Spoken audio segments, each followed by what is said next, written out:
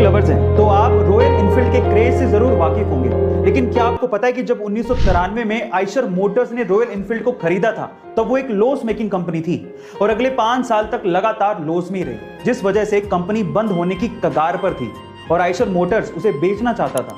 लेकिन तब के एमडी सिद्धार्थ लाल, जो कि खुद बाइक्स के बहुत बड़े शौकीन थे, उन्होंने बोर्ड ऑफ डायरेक्टर से एक और चांस मांगा और उसके बाद रॉयल एनफील्ड में कुछ मॉडिफिकेशंस किए और खुद से कई 100 किलोमीटर इंडिया में रॉयल एनफील्ड से घूमे ताकि इंडिया में बाइक्स का क्रेज फिर से शुरू किया जा सके।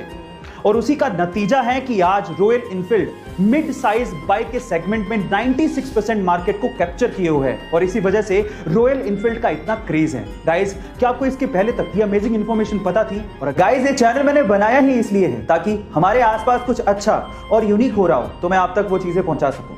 और उसी कड़ी में आगे बढ़ते हुए आज मैं आपको एक ऐसे इंडियन आर्टिस्ट से मिलवाने वाला हूं जो अपनी आर्ट को किसी ब्रश या पेंट से नहीं बल्कि एक सिंपल सादे से टाइपराइटर से बनाते हैं। है ना ये अमेजिंग? जी हाँ गाइस, सिर्फ टाइपराइटर से वो ऐसी पेंटिंग बना डालते हैं जो आपने कभी सपने में सोची भी नहीं होगी।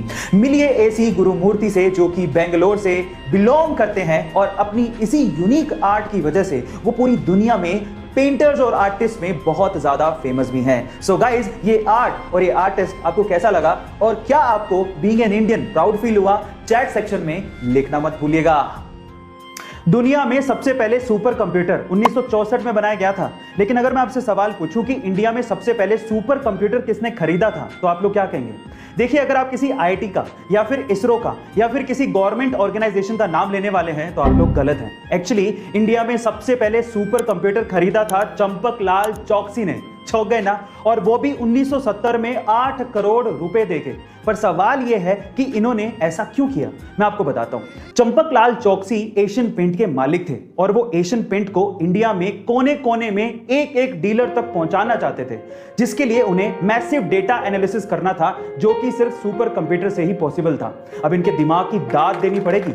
इन्होंने सुपर कंप्यूटर 1970 में खरीदा, तब जब कोई कंप्यूटर का नाम तक ढंग से लेना नहीं जानता था। गाइस, बॉलीवुड की फिल्मों के लिए आज 100 करोड़ का बिजनेस करना कोई बड़ी बात नहीं है, लेकिन अगर मैं आपसे सवाल पूछूं कि बॉलीवुड की वो कौन सी ऐसी पहली फिल्म थी जिसने वर्ल्ड वाइड सबसे पहले 100 करोड़ के बिजनेस के आंकड़े को पार किया था तो आप लोग क्या कहेंगे?